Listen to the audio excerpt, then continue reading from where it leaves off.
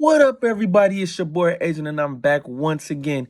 It is that time of the year. Once again, it is March Madness, and yes, I have been following my North Carolinas this entire season, coming in as a preseason ranked #1 team, and I had big expectations for this team coming into this season, and a lot of college basketball fans and a lot of experts predicted that Carolina would have a really good season, and I did as well, coming off that tough loss in the national championship game to Kansas Jayhawks. But with that being said, I've been over it again the entire season thinking this team can improve, but let's hit that panic button.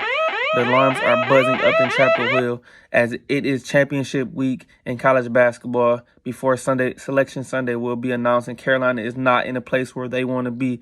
According to me, they're out. A lot of people have them as last four out. But with that being said, they're at a point now where they have to win the ACC tournament, in my opinion, to make the tournament. They blew the opportunities all season long. One quad, one win. Last time I talked to you guys about these boys, they had 3 games left in the regular season. One against Virginia, got the W at home. Only quad one win of the season. Beat a Florida State team on the road in Tallahassee. It was not very good and almost blew that game at the end.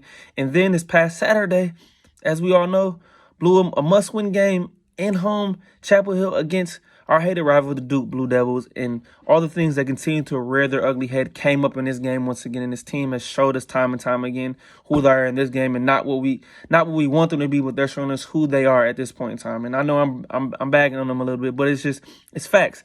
The 2 weaknesses on this team: turnovers, and the biggest thing is the ability to shoot the basketball. Once again, it comes to haunt us again. North Carolina, as I said it before, 30.9% as a team from three-point range. And in the day of age we live in, you have to be able to shoot the basketball, and this team has not done it. The other thing is they are last in a Power 6 among teams who catch and shoot the basketball from three-point range. That's saying you get a contested look or a hand up, they're not making shots. And if you're seeing Carolina's offense, you see what happens at the end of shot clock for some of these stupid possessions that we have where we ISO with the ball, with the guards, whether it's Caleb or RJ or Leaky Black, who is not a great shooter but is a great defender.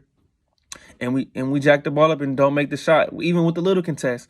And we do not get Armando Bacot the ball enough. He had 8 shot attempts in the game against Carolina, 4 for 8, 17 points, 11 rebounds, about a season average. Hey, you have to help this man out. He needs to get the basketball more so he can distribute.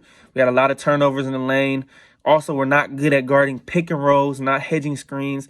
We gave up a layup towards late in that game on a possession against Jeremy Roach that should have never have happened. And these issues continue to rule their ugly head. And I'm going to say it once again, stop putting all the blame on Hubert Davis.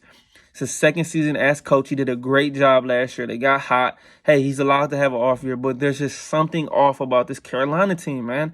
I can't put my finger on it. I thought these guys would come back, 4 starters back from the national championship team who should have won it, minus Brady Manick, and I think that's been a big factor. We thought Pete Nance would come in and do a great job, but he's just been so inconsistent and so non-aggressive, man, and not what we expected to get from the transfer from Northwestern. These things have caught up to Carolina, and they continue to rear their head. Passing the ball in the lane under double coverage, under the basket, not looking, just balls off foot. Man, just a lot of mistakes that a team with this veteran leadership should not have. And it's just, like I said, I can't put my pin on it, but they have to win the ACC tournament, like I said.